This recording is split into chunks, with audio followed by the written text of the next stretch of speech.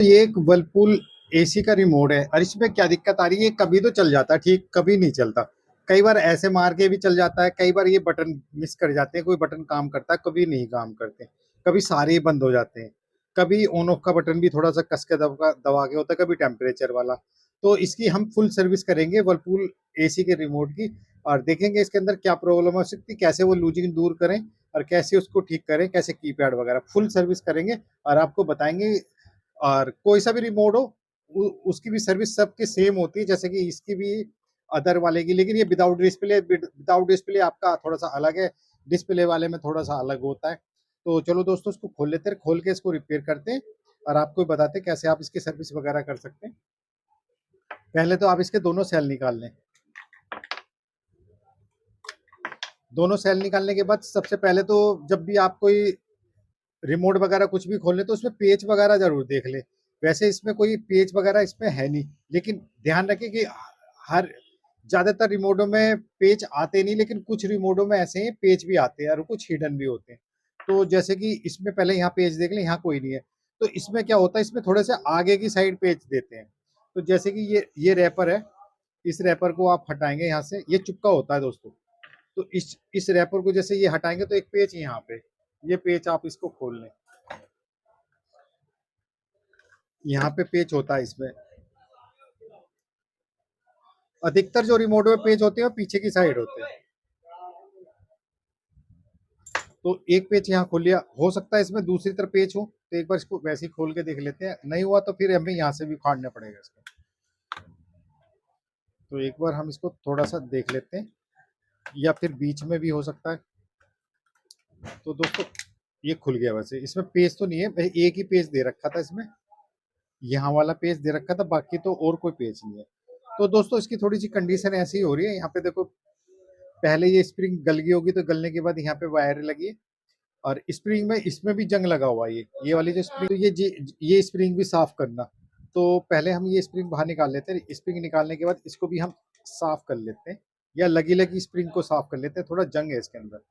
तो ये किसी रेती या रेगमाल से आप साफ कर सकते हैं, जैसे कि इस तरह रगड़ के। पहले तो हम इसको कर लेते हैं, क्योंकि कभी चलता था कभी नहीं चलता, तो जब स्प्रिंग में जंग होगा तो ये जो सेल का जो ये माइनस पॉइंट है, तो यहाँ पे कभी करंट देगा कभी नहीं देगा, कभी करंट देगा भी है, तो आप जैसे सेल को ऐसे ऐसे घुमा घुमा के कर देते हैं, तो यहाँ रगड़ने के बाद थोड़ा सा करंट पकड़ लेता होगा, तो ऐसे हो जाता है दोस्तों। तो ये स्प्रिंग आप थोड़ा साफ कर लें।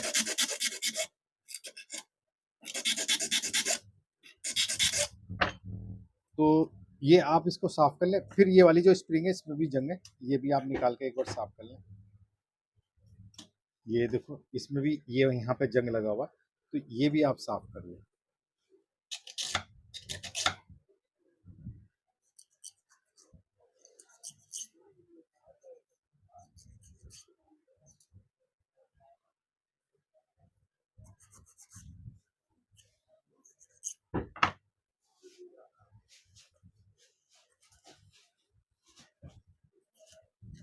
आपके पास रेती ना हो तो रेगमाल से भी साफ कर सकते हैं।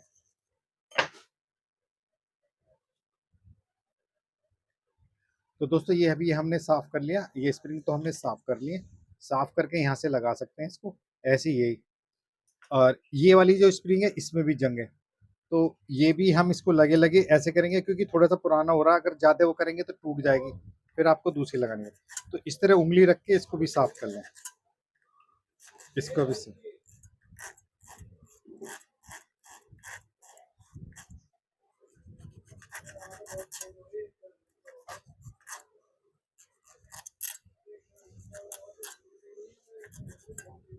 तो ये हमने देखो ये भी हमने साफ कर लिया। इसी तरह उंगली रख के आप साफ करें, अगर वैसे नहीं करेंगे तो ये, तो इसको बिल्कुल ऐसे करके साफ कर लें। तो ये भी हमने इसको साफ कर लिया। अब क्या करते हैं, इसको खोल लेते हैं। खोलने के लिए आप इसको 4 पेच ये खोल लें, फिर इसकी पैड वगैरह जो है वो भी साफ करेंगे।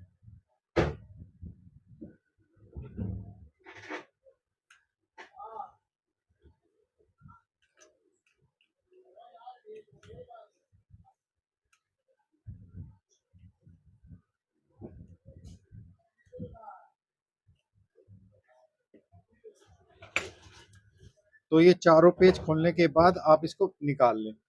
निकालने के बाद ये जो पैड है पूरी, ये आप किसी लिक्विड से साफ कर लें, ये पैड भी साफ करनी पड़ेगी। लिक्विड आपका कोई सा भी हो सकता है, आईपी, थिनर, पेट्रोल, आप किसी से भी साफ करें। तो इसको हम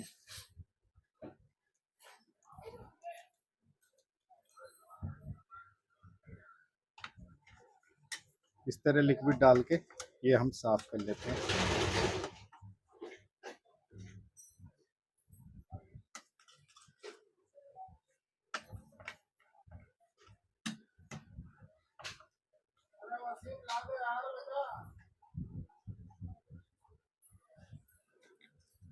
ये हमने पीसीबी साफ कर ली। अब इसके बाद हमें ये पैड भी साफ करना पड़ेगा। पैड के जितने भी बटन है आपको सारे साफ करने पड़ेंगे।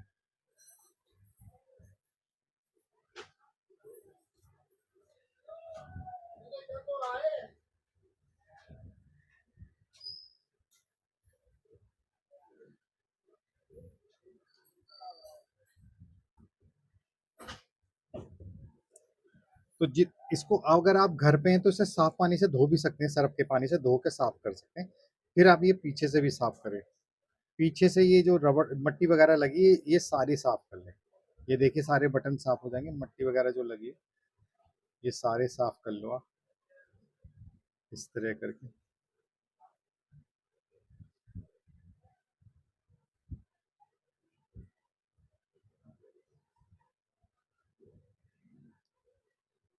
और ये साफ करने के बाद फिर आप जैसे कोई ब्रूस वगैरह है तो ये भी साफ कर लें। इसमें जो मट्टी वगैरह लगी ये भी साफ कर सकते हैं। या फिर इस तरह कर सकते हैं, एक कपड़ा ले, इस तरह डाल डाल के ये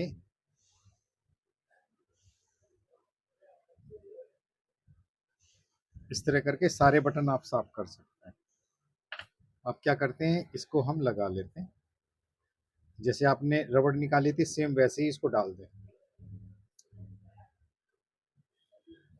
ये ऐसे दबा दबा के कर लें। ये देखिए सारे बटन बाहर आ चुके हैं। इसके बाद ये पीसीबी लगा लें।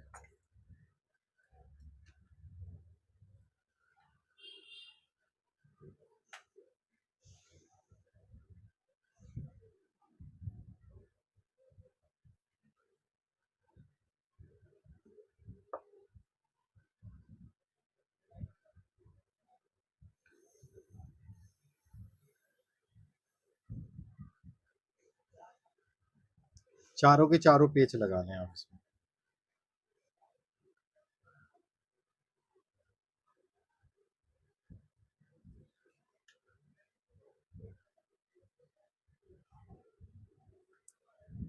चारों पेच बिल्कुल टाइट कर लें। और इसके बाद आप इस तरह करके इसको बंद कर लें।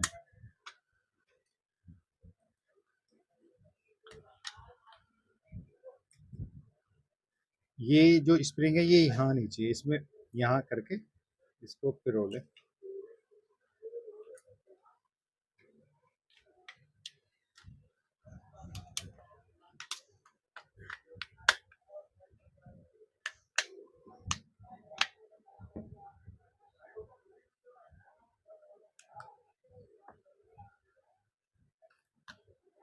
ये जो पेच है इसको लगा लें।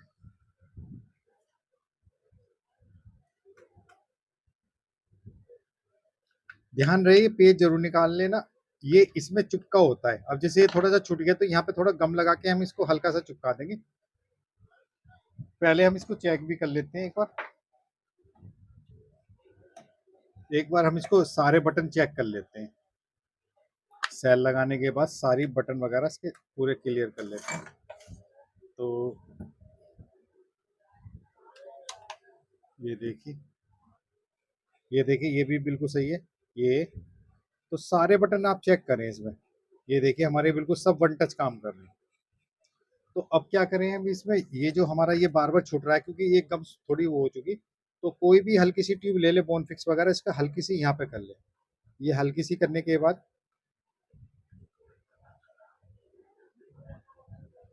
और इसको यहाँ दबा दे। यहाँ पे कुछ चीज रख देंगे तो ये आधा एक घंटे में बिल्कुल सूख जाएगा और आपका बिल्कुल ठीक रहेगा।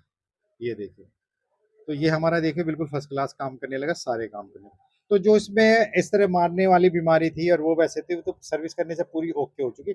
अगर आपके पास वर्लपूल एसी का रिमोट है, तो इसी तरह उसकी बिल्कुल सर्विस कर सकते हैं। मेरी पूरी वीडियो देखने के लिए आपका बहुत-बहुत धन्यवाद। Thank you so much.